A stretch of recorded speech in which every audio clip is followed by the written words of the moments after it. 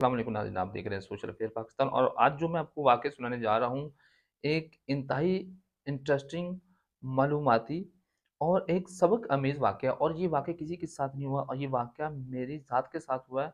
और मैंने क्या किया कि मैं किसी रास्ते से गुज़र रहा था और तकरीबन शाम का वक़्त था और वहाँ पर मैंने एक रास्ते में मस्जिद देखी, वहाँ पर मैंने नमाज़ पढ़ी और फैमिली के साथ था मैं।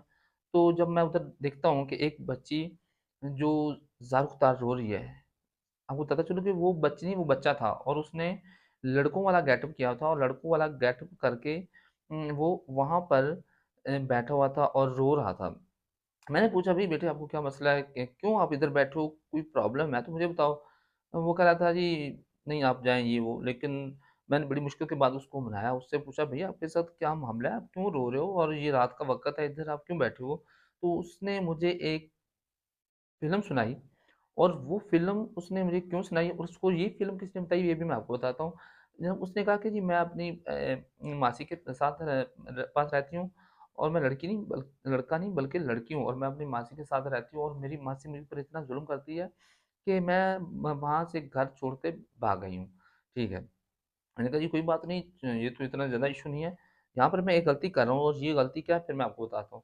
मैंने उसको अपने साथ लिया और फैमिली के साथ लिया और मैं अपने घर लेके चला गया और अगली सुबह मैंने किसी दोस्त के साथ ये मामला डिस्कस किया और डिस्कस करने के बाद उसने कहा भी आप जाओ थाने में एफआईआर करवा दो कि इसके बाद ये ना हो कि कोई आपके ऊपर मसला बने या आपके साथ कोई अल्लाह ना करे ऐसा मामला हो, क्या पता इस लड़की ने या इस बच्चे के साथ क्या हुआ है या इसने पीछे ये क्या करके ये घर से भागी है या भागा है। तो जो अहम मालूमात, जो अहम तफ़सीलात मैं आपको देने जा रहा हूँ, वो ये है कि मैंने एफआईआर दर्ज करवा दी, मैं घर आया और जब अगली सुबह मैंने उसको थाने में पेश कर दिया। जब थाने में पेश कर दिया, तो वहाँ पर जो एएसआई साहब थे, उन्होंने उनसे उससे मालूमात ली। पहले तो उसने उनको भी कोई अच्छी खासी मालूमात ना दी, वही फ़िल्म चलाई जो उसने मेरे साथ चलाई थी और 2 दिन से मैं उसके मिन्नतें-तरले कर रहा था, लेकिन उसने मुझे कोई अच्छी बात ना बताई। लेकिन आपको पता है कि जो फिर पुलिस वालों के ये रोज़मर्रा के मामलात होते हैं, तो उन्होंने फिर उसके साथ थोड़ी सख्ती से बात की और फिर उससे पूछा कि, "क्या मामला है? क्यों आप घर छोड़ कर आई हो? और आपने ये लड़कों वाला गेटअप क्यों किया हुआ है?" तो फिर उसके बाद जो इंकशाफ़ात हुए, उससे मेरे भी पाँव की तले से ज़मीन निकल गई और मैं हैरान हुआ कि यार देखो मैंने इस बच्ची के साथ कितना रहम-करम किया और कितना इसके साथ नेकी करने की कोशिश की, लेकिन इस बच्ची ने मुझे भी सीधी बात ना बताई। तो बात थी क्या? ये आप सुने कि वो किसी लड़के के साथ घर से निकली थी और उसने लड़कों वाला गेटअप किया हुआ था। एक बाकायदा उसने ऊपर लड़कों वाला स्कार्फ़ लिया हुआ था और जैसे मैंने कैप पहनी फिर उसने स्कार्फ़ के ऊपर ऐसी कैप पहनी हुई थी और उसने अपने आप को लपेटा हुआ था ताकि कोई उसके ऊपर ये शक ना करे या कोई बार-बार उसे तंग ना करे कि ये लड़की है या इस आपको पता है कि आजकल पाकिस्तान में बल्कि एक ऐसा मामला है कि जो हिरासमेंट और अगवाकारी का जो मामला है बहुत तेज़ है। पाकिस्तान के अंदर हिरासमेंट तो ऐसे है, मैंने अपनी आँखों में ऐसे वाक़यात देखे हैं कि मुझे देखते हुए भी शर्म आती है। लेकिन उस लड़की ने बताया कि जनाब मैं किसी के साथ 2 साल से मेरा उससे राब्ता था और उसने मुझे कहा कि आप मेरे साथ आ जाओ, तो मैं उसके लिए घर छोड़ के आई हूँ लेकिन उसने मेरे साथ कुछ फ़िल करके तो मुझे छोड़ दिया। ठीक है, जब ये मालूमात आई तो फिर अ, मेरी भी पाँव की तरह से ज़मीन निकल गई और मुझे बड़ा अफ़सोस हुआ कि यार देखिए मैंने इस बच्ची के साथ कितना हमदर्दी की, लेकिन इसने मुझे भी कोई बात नहीं बताई।